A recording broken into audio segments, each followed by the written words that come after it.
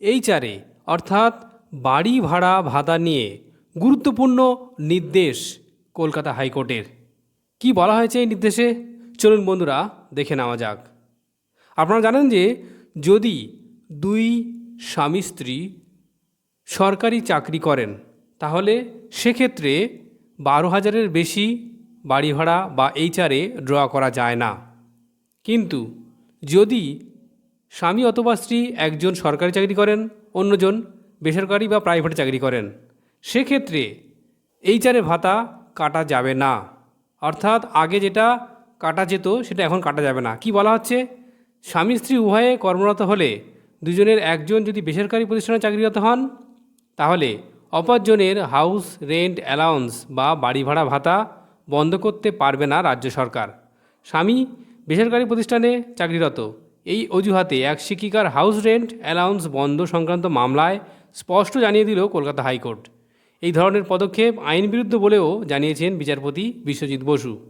আদালতের পর্যবেক্ষণে তার মত, স্বামী বা স্ত্রীর মধ্যে কেউ প্রাইভেট চাকরি করলে তা ধর্তব্যের মধ্যে ধরা যায় না। অভিযোগ, 8 বছর আগে রাজ্য সরকার এক শিক্ষিকার বেতনের অংশ হিসাবে গণ্য হওয়া হাউস রেন্ট অ্যালাউন্স বন্ধ করে দেয়।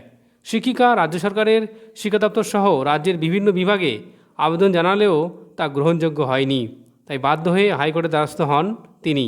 তার আইনজীবী সুদীপ ঘোষ চৌধুরী জানান, হুগলির কিঙ্করবাটি এগ্রিকালচারাল ইনস্টিটিউশনের রাষ্ট্রবিজ্ঞানের শিক্ষিকা সুপর্ণা দাস সরকার 2006 সাল থেকে তিনি কর্মরত। সেই সময় থেকে তিনি বাড়ি ভাড়া পেয়ে আসছেন। হঠাৎই 2016 সালের এপ্রিল মাসে তার বাড়ি ভাড়া ভাতা বন্ধ করে দেয় রাজ্য।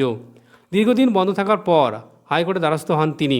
যদিও রাজ্যের যুক্তি, দুজনে একসঙ্গে চাকরিরত অবস্থায় বাড়ি ভাড়া পেতে পারে না। সরকারি কৌশলী তনুজা বসাকের দাবি, রাজ্যের গাইডলাইন রয়েছে। 2012 সালে রাজ্যের জারি হওয়া এক নির্দেশিকা তুলে ধরে রাজ্যের কৌশলীর আরও দাবি, স্বামী স্ত্রী দুজনের একজন যদি বেসরকারি চাকরিরত হন তাহলে অপরজন রাজ্যের বাড়ি ভাড়া ভাতা সংক্রান্ত এই ভাতা পাবেন না।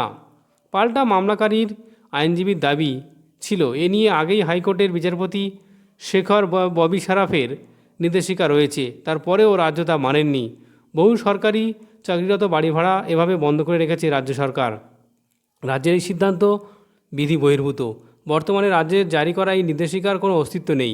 আবেদনকারীর পরিপ্রেক্ষিতে রাজ্যের যুক্তি খারিজ করে ওই শিক্ষিকাকে 1 মাসের মধ্যে তার সুদসহ বকেয়া মেটানোর নির্দেশ দিয়েছেন মাননীয় বিচারপতি বিশ্বজিৎ বসু।